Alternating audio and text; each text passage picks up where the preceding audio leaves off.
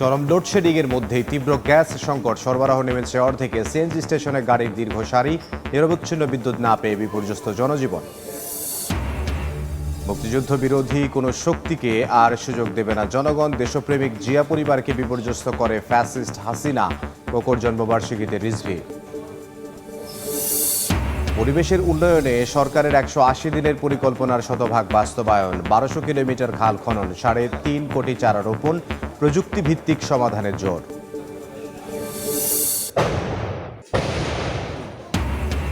সাভারে ফ্ল্যাট ভাড়া নিয়ে জঙ্গি আস্তানায় বোমা তৈরি, বিপুল পরিমাণ সরঞ্জাম ও রাসায়নিক উদ্ধার। লিফলেট সহ নিষিদ্ধ জেএমবির 1 সদস্য গ্রেফতার।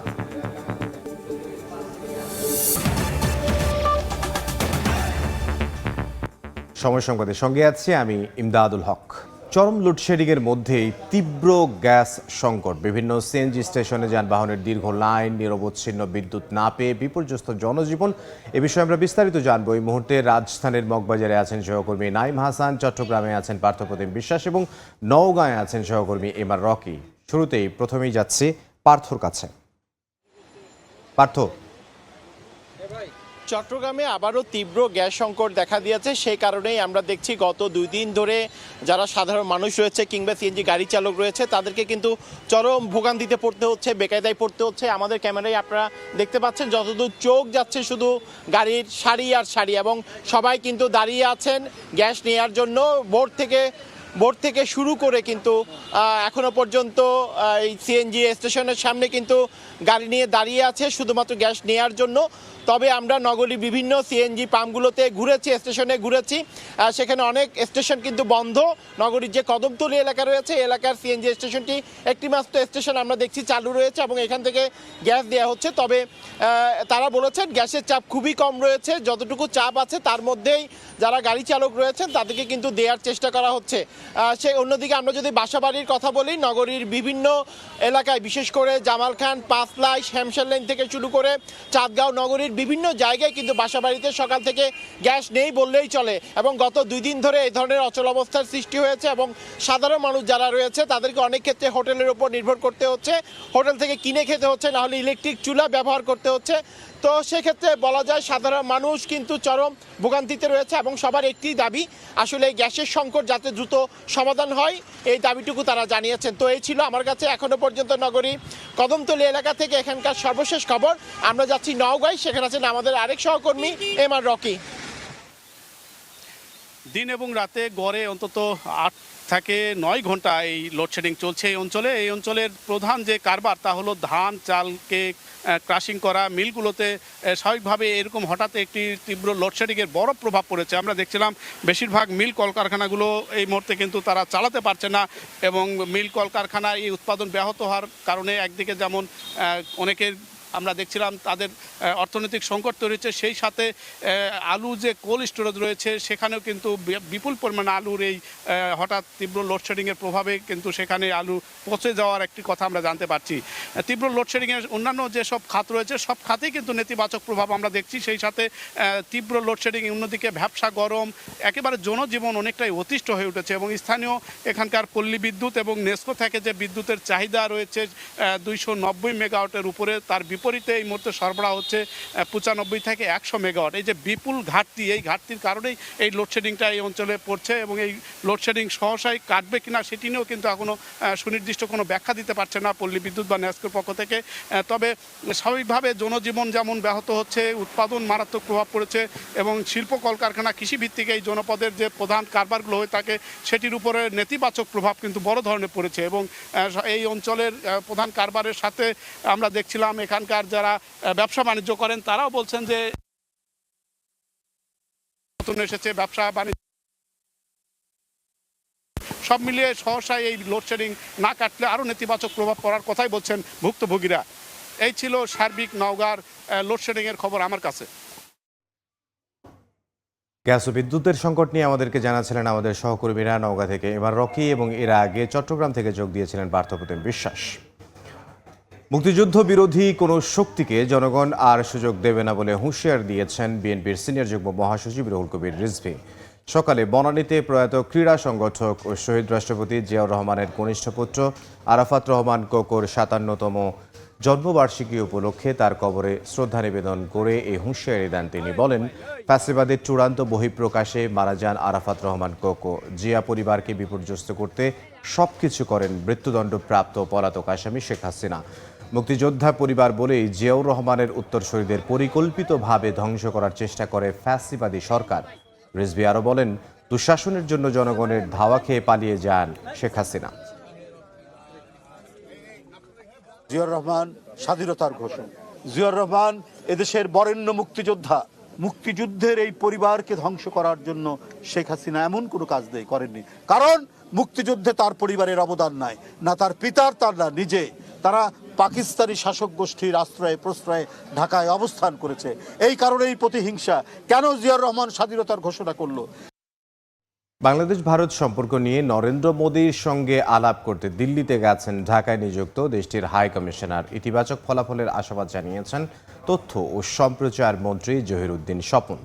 সকালে ফরেন সার্ভিস একাডেমিতে যুব দিবসের আলোচনা সভায় তিনি আরও বলেন, সামাজিক যোগাযোগ মাধ্যমে আওয়ামী লীগের উপর থেকে নিষেধাজ্ঞা তুলে নেয়ার তথ্য গুজব। মিথ্যা তথ্য আমলে নিচ্ছে না সরকার। অনুষ্ঠানে তরুণদের দক্ষ করে তুলতে সরকার কাজ করছে জানিয়ে যুব প্রতিমন্ত্রী আমিনুল হক বলেন, নতুন উদ্যোক্তাদের সহজ শর্তে ঋণ দেওয়ার কথা বিবেচনা করছে সরকার। পাশাপাশি ঋণের মাধ্যমে ল্যাপটপ দেওয়ার বিষয়টি নিয়েও কাজ চলছে বলে জানিয়েছেন প্রতিমন্ত্রী।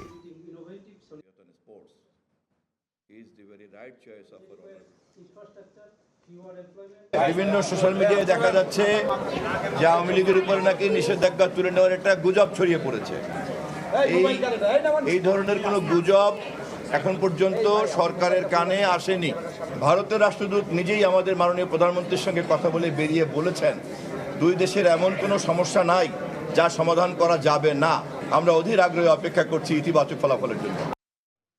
এবার সরকারের ১৮০ দিনের বিশেষ প্রতিবেদন।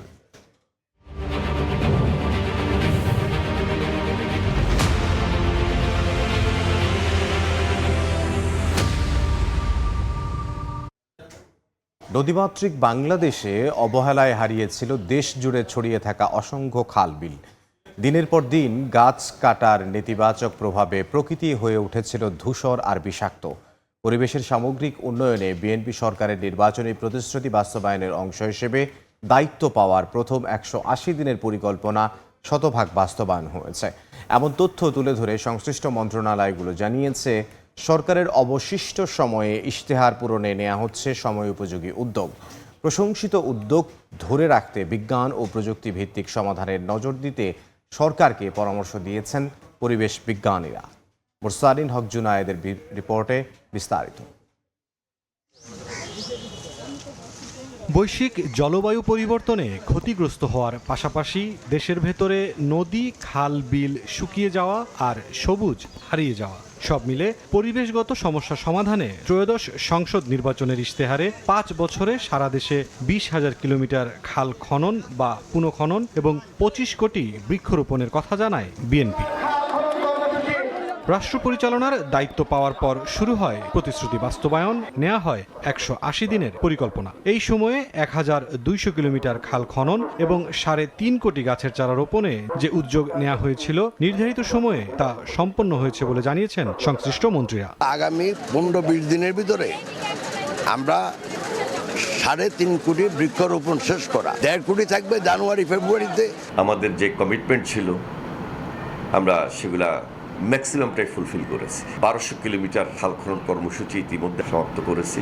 মন্ত্রীরা জানান, সরকারের প্রতিশ্রুতি পূরণে ইতিমধ্যেই খাল খননের জন্য নেওয়া হয়েছে নতুন প্রকল্প আর বৃক্ষরোপণের জন্য আসছে নতুন নীতিমালা ও সরকারি উদ্যোগ। আমাদের নতুনভাবে যে প্রকল্প হাতে নেওয়া দরকার সে প্রকল্পটি আমরা যাচাই-বাছাইয়ের ক্ষেত্রে শেষ করেছি।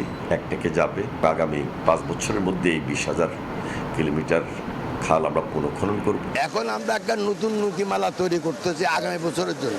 আমরাও চারা দেব, আমাদের বন অধিদপ্তরও চারা দিবে, বাট বিক্রি করবে কম পয়সায়। বিশেষজ্ঞরা বলছেন, খনন করা খাল পুনঃদখল ঠেকানোর পাশাপাশি রোপণ করা গাছ সংরক্ষণে মনোযোগী হতে হবে সরকারকে। এই ধরনের খাল খনন করে সংশ্লিষ্ট প্রতিষ্ঠান ফেরত আসার পরে যাতে এটা পুনঃদখল না হয়ে যায় অতীতের মতো। গাছ রক্ষণাবেক্ষণ সংরক্ষণের জন্য বিজ্ঞানভিত্তিক এবং টেকনোলজি বেসড একটা জাগরণ দরকার রয়েছে, সেটি এখনো পর্যন্ত আমরা তত সিগনিফিক্যান্টলি আমরা শুরু করতে পারি নাই। পরিবেশ রক্ষা করে পরিচ্ছন্ন দেশ গড়তে সাধারণ মানুষের মধ্যে সচেতনতা তৈরিতেও সরকারকে এগিয়ে আসার পরামর্শ বিশেষজ্ঞদের।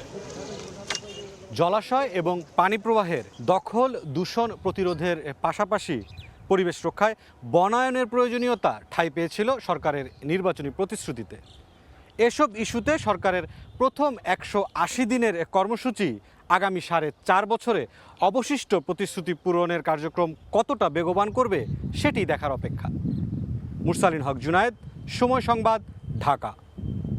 ফ্ল্যাট ভাড়া নিয়ে বোমা তৈরি করছিল নিষিদ্ধ জঙ্গি সংগঠন জেএমবি।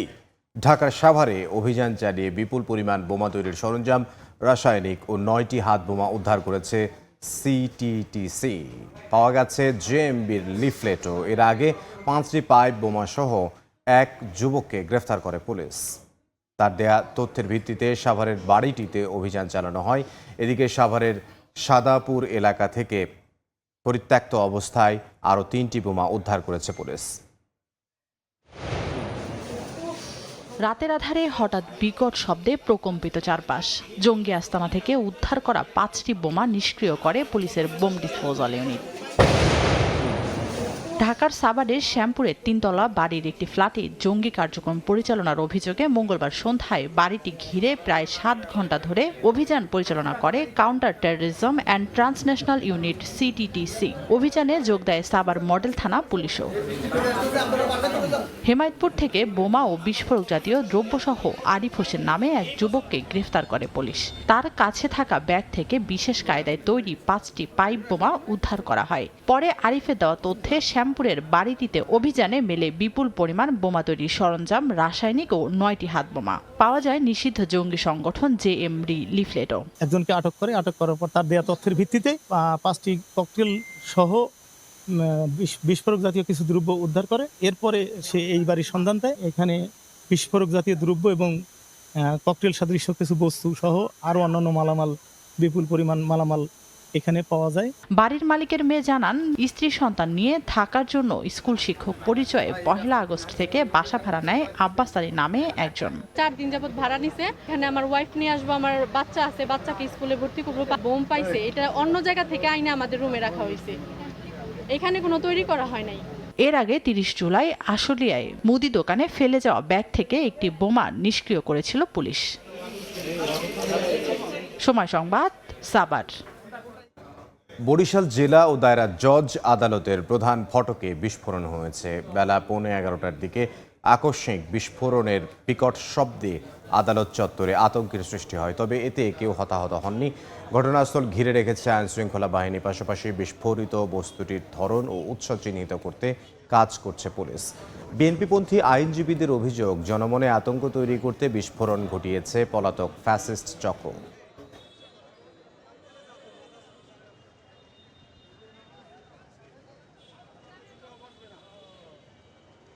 আমরা একটা মেসেজ পেলাম যে আদালত চন্দ্রের একটা শব্দ শোনা গিয়েছে। আমরা তাৎক্ষণিকভাবে আমরা ঘটনাস্থলে এসেছি। আমাদের সিআইডির এক্সপার্ট টিম যারা আছেন তাদেরকে আমরা খবর দিয়েছি, তারা এসেছেন, আলামত সংগ্রহ করেছেন। অথবা পরবর্তী দেখা যাবে আসলে বিষয়টা কি। জুলাই গণ অভ্যুত্থানে মানবতা বিরোধী অপরাধের মামলায় ওবায়দুল কাদের সহ 7 আসামির বিরুদ্ধে রাষ্ট্রপক্ষের সমাপনী যুক্তিতর্ক উপস্থাপন আজ। আন্তর্জাতিক অপরাধ ট্রাইব্যুনাল 2-এ চিফ প্রসিকিউটর আমিনুল ইসলামের যুক্তিতর্ক উপস্থাপন করার কথা রয়েছে। এর আগে টানা 5 দিন মামলায় যুক্তিতর্ক উপস্থাপন করেন প্রসিকিউটর গাজী MH তামিম। এ সময় আন্দোলন দমনে বিদেশি রাইফেল, পিস্তল, শটগান থেকে শুরু করে হেলিকপ্টার থেকে আন্দোলনকারীদের উপর গুলি ছোড়ার বিবরণ দেয় রাষ্ট্রপক্ষ। প্রসিকিউটর তামিম জানান, জুলাই অগাস্ট আন্দোলনে 3,05,311 রাউন্ড গুলি খরচ করেছিল পুলিশ। ওবায়দুল কাদের ছাড়াও মামলার অন্য আসামিরা হলেন আফম বাহাউদ্দিন নাসিম, মোহাম্মদ আলী আরাফাত, শেখ ফজলে শামস পরশ, মাইনুল হোসেন খান নিখিল, সাদ্দাম হোসেন ও শেখ ওয়ালি আসিফ ইনান।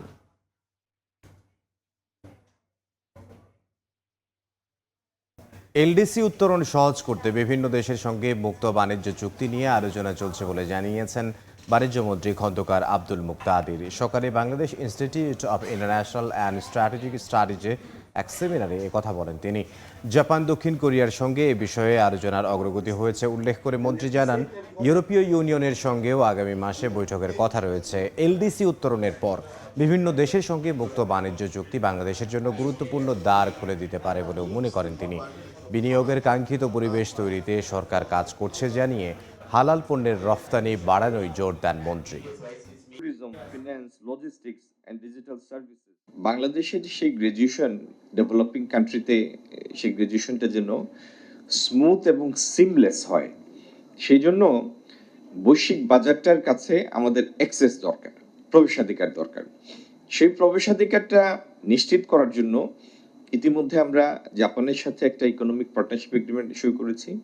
এই সরকার আসার পরে সাউথ কোরিয়ার সাথে গত কয়েকদিন আগে একটা ইকোনমিক পার্টনারশিপ এগ্রিমেন্ট স্বাক্ষর হয়েছে। আমরা ইন্দোনেশিয়া, মালয়েশিয়া সাথেও আগামী এফটিএ তে যাব। এছাড়াও আরো 10-12টা দেশের সাথে আমাদের এফটিএ নেগোসিয়েশন চলমান। ইউরোপিয়ান ইউনিয়নের সাথেও হয়তো মাসখানেক পরে আমাদের আনুষ্ঠানিকভাবে আলোচনাটা শুরু হবে। 4 দশক ধরে আপনার ফাইন্যান্সিয়াল পার্টনার আইডিএলসি। গোপালগঞ্জে ট্রেনে কাটা পড়ে 2 যুবকের মৃত্যু হয়েছে। সকালে কাশিয়ানীর মহেশপুর রেল স্টেশন এলাকায় 2টি মরদেহ পড়ে থাকতে দেখেন স্থানীয়রা। খবর পেয়ে পুলিশ ঘটনাস্থলে গিয়ে মরদেহ 2টি উদ্ধার করেন। এ সময় লাশের পরিচয় মেহেদি শেখ এবং হাসিব গাজী বলে শনাক্ত করেন স্থানীয়রা। পুলিশ জানায়, মঙ্গলবার রাতে ঢাকা থেকে ছেড়ে আসা রূপসী বাংলা ট্রেন খুলনা যাচ্ছিল। ধারণা করা হচ্ছে ওই ট্রেনেই কাটা পড়ে মৃত্যু হয় তাদের। সিলেটের রায়নগরে স্বামী স্ত্রী সহ 3 জনের মরদেহ উদ্ধার করা হয়েছে। এ বিষয়ে বিস্তারিত জানবো। ঘটনাস্থলে আছেন সহকর্মী ইকরামুল কবির, সরাসরি যাব তার কাছে। ইকরাম,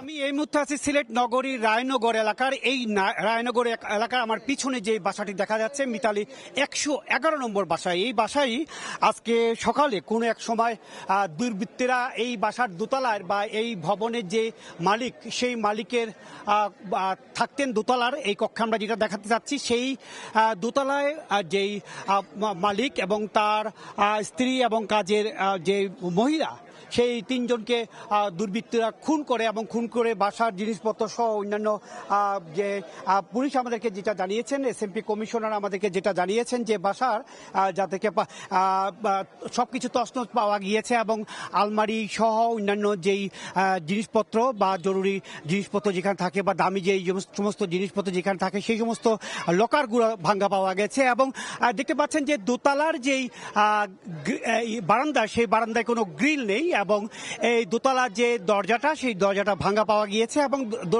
এই দোতলার এই যেই বারান্দা, সেই বারান্দার পরে কিন্তু ড্রয়িং রুমে যে গৃহকর্তা যিনি, তার লাশ এখানে পাওয়া গিয়েছে। এবং সবকিছু মিলিয়ে এখন পর্যন্ত বলা যায় এই হত্যাকাণ্ডের মোটিভ এখন পর্যন্ত জানা যায়নি। তবে 9টা থেকে 9:30 10টার দিকে ঘটনা ঘটেছে, তখন এই এলাকার কোনো বিদ্যুৎ ছিল না এবং বাসায় সিসিটিভি ক্যামেরা রয়েছে যেগুলোর যার কারণে সেগুলো আর সচল ছিল না। এই সময় বিদ্যুৎ না থাকার কারণে পুলিশ বলছে যে তারা যারা দুর্বৃত্ত আছে তাদেরকে অচিরেই শনাক্ত করতে পারবেন। মোটামুটি এই ছিল সিলেট নগরীর মিতালি 11 নম্বর বাসায় যে আজকে সকালের দিকে যে 3 জনের হত্যাকাণ্ড ঘটেছে তার সবশেষ খবর।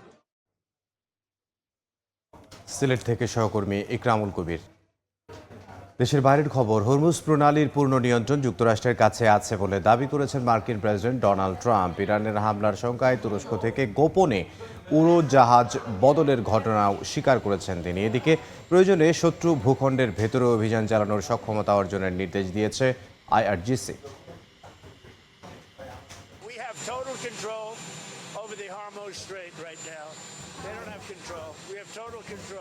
এ পর্যায়ে শীর্ষ সংবাদগুলো জানিয়ে দিচ্ছে আরও একবার।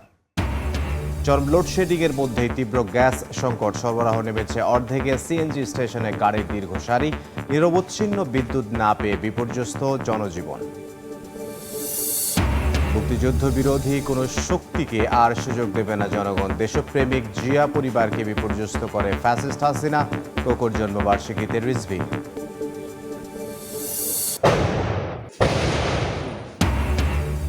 সাভারে ফ্ল্যাট ভাড়া নিয়ে জঙ্গি আস্তানায় বোমা তৈরি, বিপুল পরিমাণ সরঞ্জাম ও রাসায়নিক উদ্ধার, লিফলেট সহ নিষিদ্ধ জেএমবির 1 সদস্য গ্রেফতার। এই ছিল দুপুর 12টার সময় সংবাদে। এরপর খেলার সময় সঙ্গে থাকবেন সহকর্মী এস.এম. ইকবাল। ইমদাদ, আপনাকে ধন্যবাদ। খেলার সময় নিয়ে আসছি কিছুক্ষণ পর, সঙ্গে থাকুন সময়ের।